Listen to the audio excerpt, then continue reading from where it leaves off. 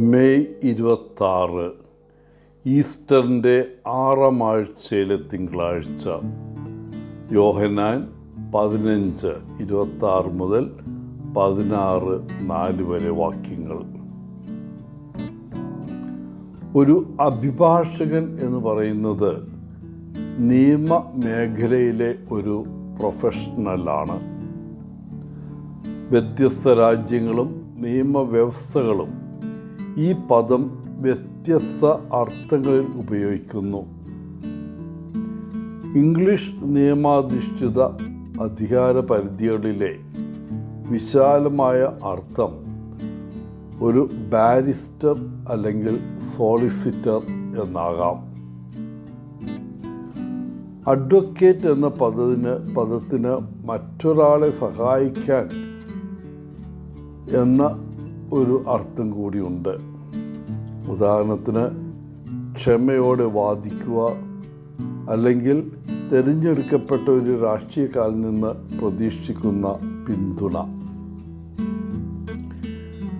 ഇന്നത്തെ സുവിശേഷത്തിൽ യേശു തൻ്റെ ശിഷ്യന്മാരോട് തൻ്റെ പിതാവിൽ നിന്ന് ഒരു അഡ്വക്കേറ്റിനെ അവരുടെ അടുത്തേക്ക് അയക്കുമെന്നാണ് പറയുന്നത്. ഈ അഭിഭാഷകൻ സത്യത്തിൻ്റെ ആത്മാവായിരിക്കും. യേശുവിന് സാക്ഷ്യം വഹിക്കുകയും ചെയ്യും. തുടർന്ന് ശിഷ്യന്മാർ പുറപ്പെട്ട് മറ്റുള്ളവരോടും ലോകത്തോടും സാക്ഷ്യം വഹിക്കും. അങ്ങനെ നമ്മളും അഡ്വക്കേറ്റ്സായിട്ട് മാറും. സാക്ഷ്യം വഹിക്കുന്നത് വഴി അവർ പീഡിപ്പിക്കപ്പെടുമെന്ന് യേശു ശിഷ്യന്മാർക്ക് മുന്നറിയിപ്പ് നൽകുന്നു. അവരെ സിനഗോഗുകളിൽ നിന്ന് പുറത്താക്കുകയും വധിക്കുകയും ചെയ്തേക്കാം.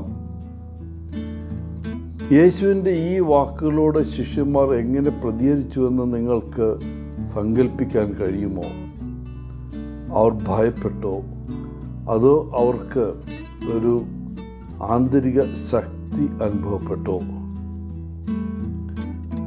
നമ്മൾ യേശുവിനോട് എത്രത്തോളം പ്രതിബദ്ധതയുള്ളവരാണ്? മിക്കവാറും നമ്മളാരും മരക്കുരിശിൽ തൂക്കപ്പെടില്ല.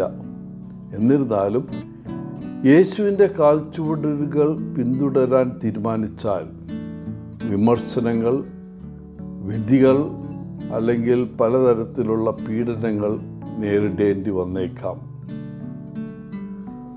ദുഃഖകരമെന്ന് പറയട്ടെ, ഇന്നത്തെ നമ്മുടെ ലോകം യേശു ജീവിച്ച ലോകത്തിൽ നിന്ന് വളരെ വ്യത്യസ്തമല്ല. രാവിലെയും വൈകുന്നേരമുള്ള വാർത്തകൾ ശ്രദ്ധിക്കുക. പല നഗരങ്ങളിലും കുറ്റകൃത്യങ്ങളും വെടിവയ്പ്പുകളും നടക്കുന്നതായ റിപ്പോർട്ടുകൾ ഉണ്ടാകാറുണ്ട്.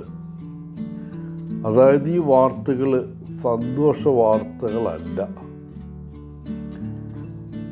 യേശുവിൻ്റെ കാൽച്ചുവടുകൾ പിന്തുടരാൻ ആഗ്രഹിക്കുന്നെങ്കിൽ ഇന്ന് നമ്മുടെ ജീവിതത്തിലും ലോകത്തിലും സന്തോഷമായ വാർത്ത ശ്രദ്ധിക്കാൻ നമുക്ക് ശ്രമിക്കാം.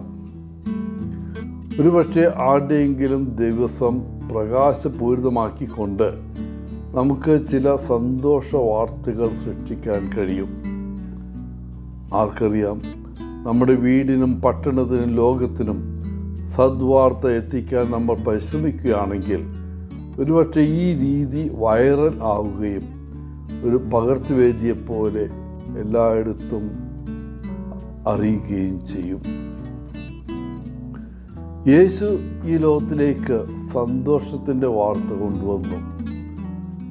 അവിടുത്തെ മരണത്തിന് നൂറുകണക്കിന് വർഷങ്ങൾക്ക് ശേഷവും അവിടുത്തെ സന്ദേശം ദിവസവും പ്രസംഗിക്കപ്പെടുന്നു. ആ സുവാർത്ത നാം പങ്കിടുമ്പോൾ നമുക്കും മറ്റുള്ളവരുടെ മേൽ സ്വാധീനം ചെലുത്താൻ കഴിയും. ഒന്ന് പരിശ്രമിക്കാനെങ്കിലും നമുക്ക് സാധിക്കട്ടെ. അതുകൊണ്ട് നമുക്കൊന്നും നഷ്ടപ്പെടാനില്ല. എല്ലാവർക്കും നല്ലൊരു ദിനം ആശംസിച്ചുകൊണ്ട് ഒത്തിരി സ്നേഹത്തോടെ പോളച്ചൻ CSSR from Kerala.